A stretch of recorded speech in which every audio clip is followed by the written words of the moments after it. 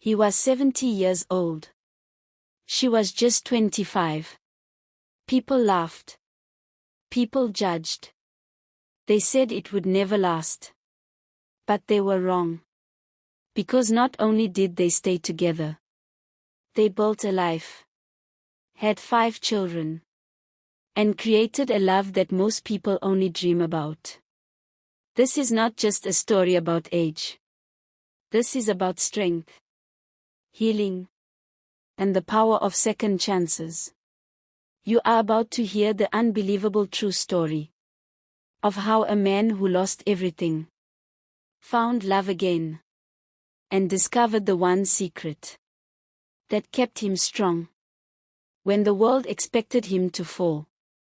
And what he reveals in the end will stay with you forever. Stay with me, because this story might change how you see love, how you see life, and how you see yourself. Let me tell you a story that sounds impossible, but it is real. Very real. There is a man named Harold. He is 70 years old. He walks like a man half his age. He smiles like he just won the lottery. And maybe he did. Because Harold is married to a young woman. She is 25. Her name is Clara. And they have 5 children together. Yes, 5. You might wonder how. How can a man that old start a family that young and still be strong enough to raise little kids? Harold has a secret. But before we get to that, let me tell you how they met. It was a small library in Texas. Clara worked there part-time. Harold came in every week. He always picked books on health, on history, on how to live longer. Clara noticed. He always looked calm. He always looked sharp. Not like other older men. One day she asked, "Why do you read so much?" He smiled and said, "Because I am still learning how to live." That answer touched her heart. They started talking more. Slow at first. Little things. Books. Tea. Music. Then one day, Clara told Harold something personal. She said she never met a man who truly listened. She said, "You make me feel seen." And Harold just looked at her and said, "You make me feel young." That was the moment. Everything changed. People around them were shocked. Her parents said, "He is older than your father." Some of his friends said, "She is using you." But love, real love, does not ask for permission.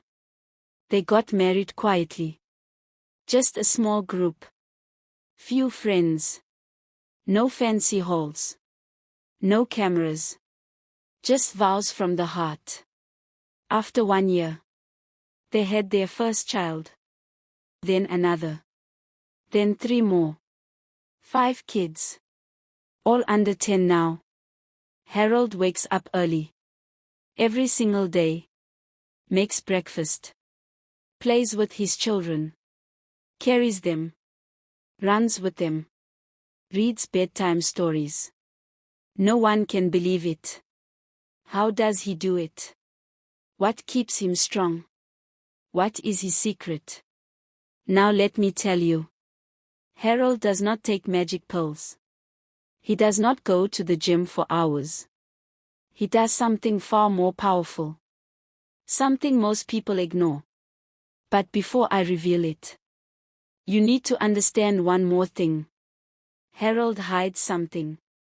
Something deep. Something he never told even Clara.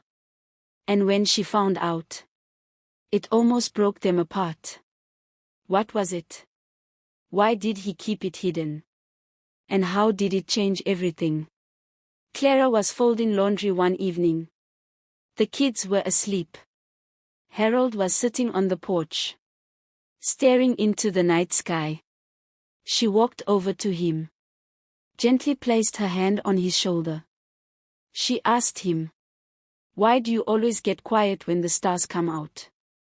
Harold did not answer right away. He looked down at his hands. Hands that had built a life. Held babies. Wiped tears. Buried friends. Then he said something that shook her. He whispered, "Clara, I was not always strong. There was a time I wanted to end everything." She looked at him. Her heart stopped. He continued, "Years ago, before I met you, I was married. Her name was Martha. We were together for 35 years. One day, she felt pain in her chest. By the time we reached the hospital, it was too late." Clara sat down. Tears began to form. Harold kept going. "I fell into a dark place. I did not speak for months. I stopped eating. Stopped walking. I thought my life was over. But one day, I heard a child laugh outside my window. And that sound, that pure sound, pulled something inside me back to life." He looked at Clara now. His eyes soft but strong. "That was the day I promised. If life ever gave me another chance, I would not waste it." Clara held his hand. She finally understood why he was so full of life. Why he loved every moment. But she also felt pain. "Why did you never tell me?" she asked. "I wanted to," he said. "But I was scared. Scared that the past would make me lose my present."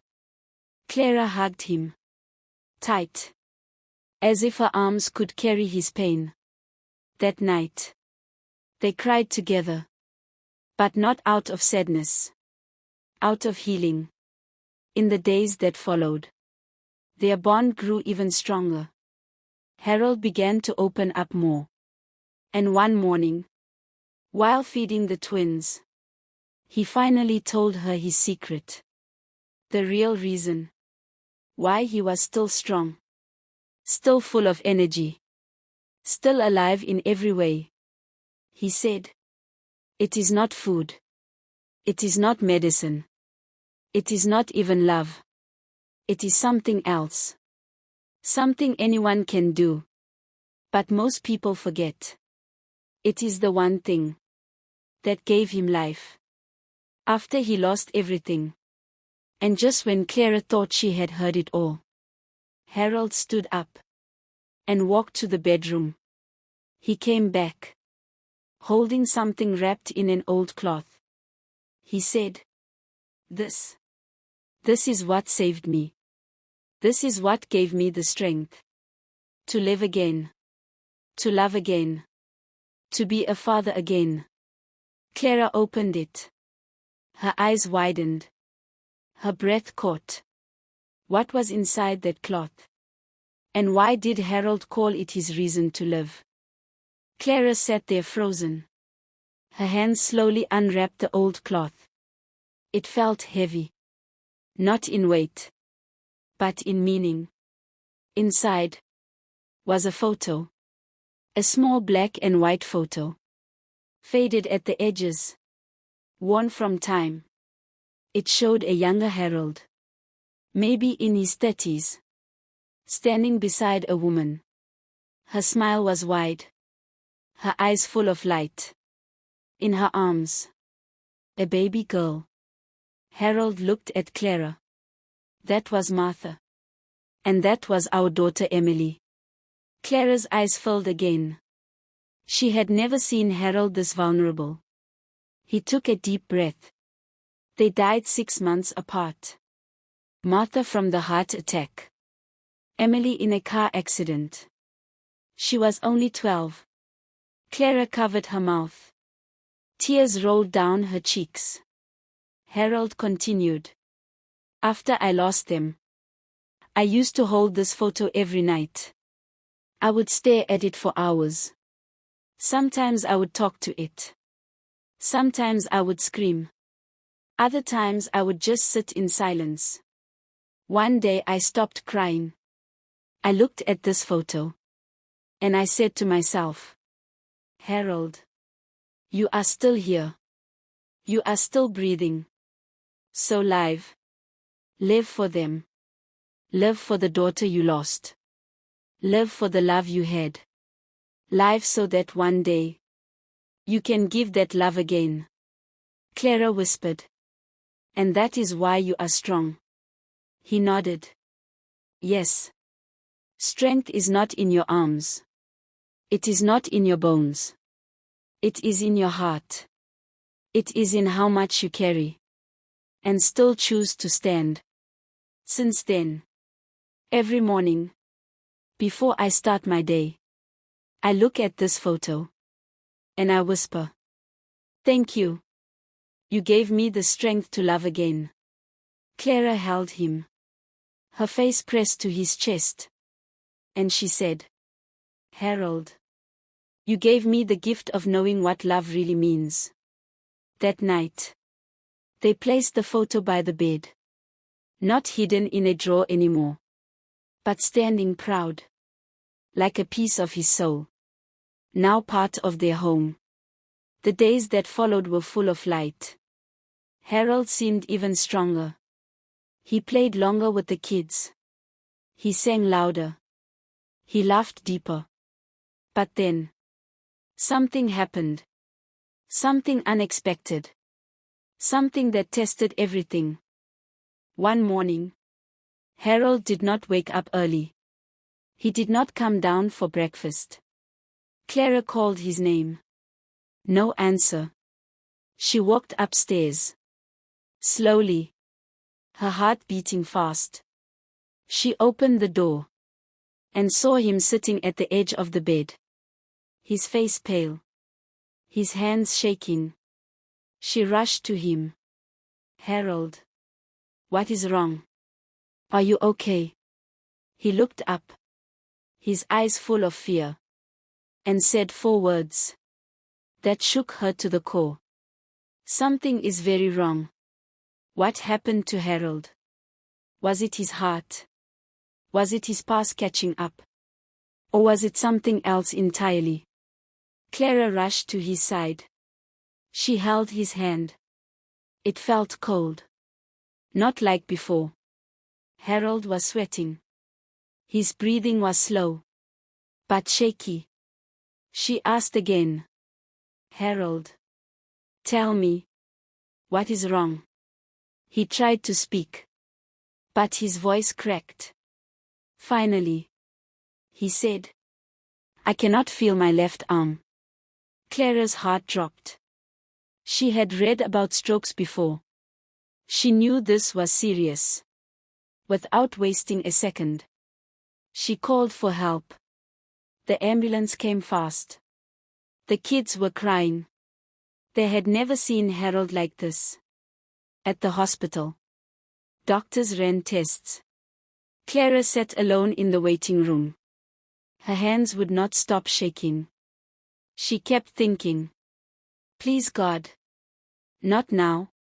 Not him. Not this way. After what felt like forever. The doctor came out. He said. Harold had a mild stroke. But we got to him in time. He is stable now. But he needs rest. And he needs care. Clara nodded. Tears filled her eyes.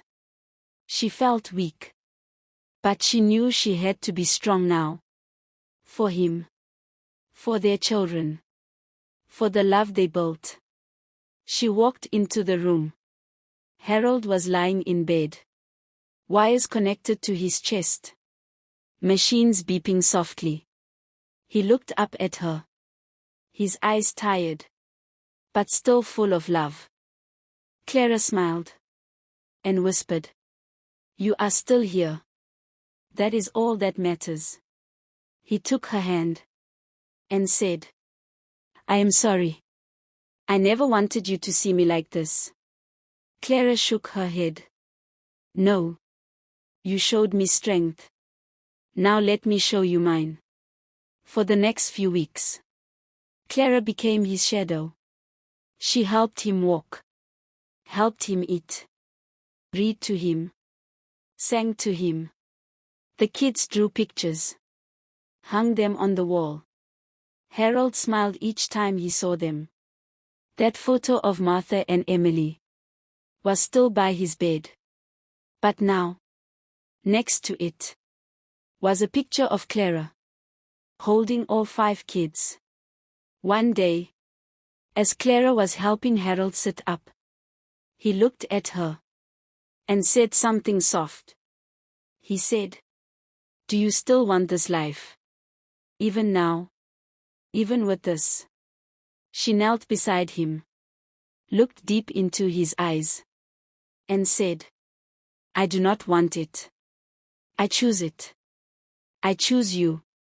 Again and again, Harold cried. Quietly. The kind of tears that come when love feels too big to hold. That day, he promised himself something.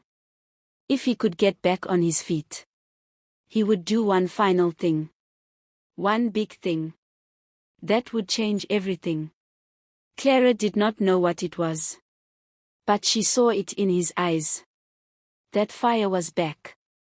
And 1 month later, Harold stood again. Slowly, but proudly. He whispered, "It is time." Time for what? What had he been planning? What was this one last thing he had to do? Harold stood in front of the mirror. He looked thinner, weaker. But his eyes were full of fire. Full of purpose. He put on his old jacket. The one Clara gave him. The kids were watching. Clara walked up to him. "Where are you going?" she asked. He smiled. "Today, I show the world why I am still standing. And why I will not stop." He asked Clara to gather everyone. The kids. Their neighbors.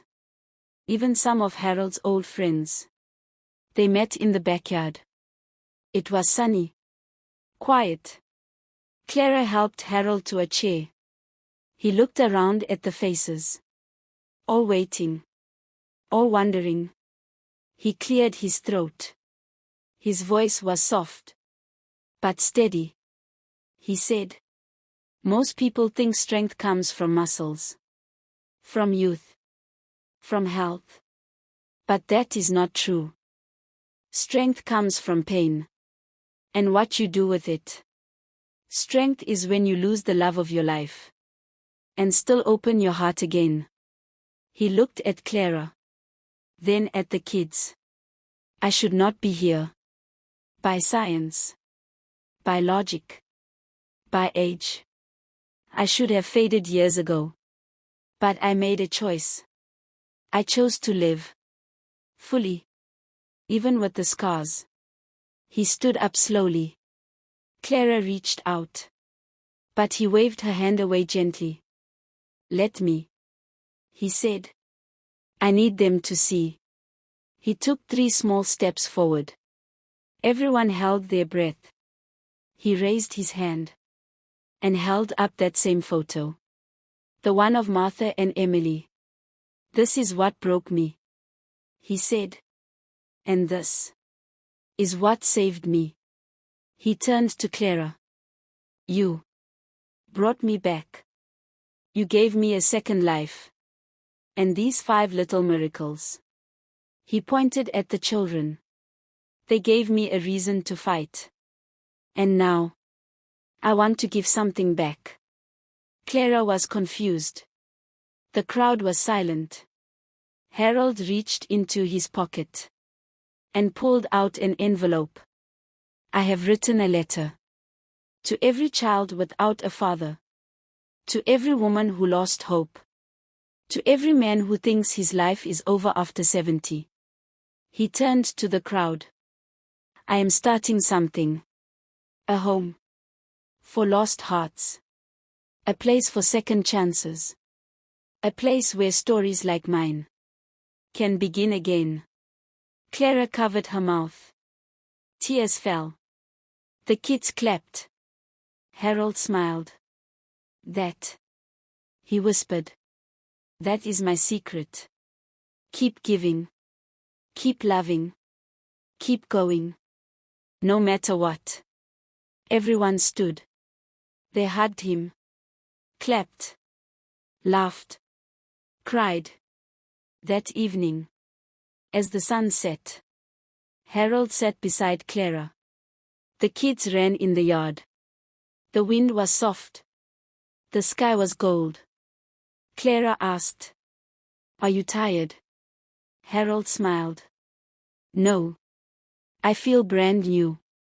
And just when it all felt perfect, Harold looked into the distance and whispered, "There is one more thing I never told you." Clara looked at him. "What is it?" He said, "It is about the day we met. It was not by chance." She blinked. "What do you mean?" Harold took a deep breath. "That day in the library. You were not the only one searching for something." What he revealed next would change everything Clara thought she knew. So if you are listening right now, and you feel like time has passed you by, if you think it is too late to start over, to love again, to heal, to grow, let Harold's story remind you. It is never too late to open your heart, to build something beautiful, to become strong in a new way. Strength is not how loud you speak. It is how gently you carry others, even when your own heart is broken. And love, real love, it does not care about age or timelines. It only needs one thing: a willing heart. So hold on. Keep going. Your second chance might be just around the corner. And maybe, just maybe, your best days are not behind you. They are still waiting ahead. Thank you for being here. If this story touched your heart, share it with someone who needs hope today. And remember, you are never too old to begin again.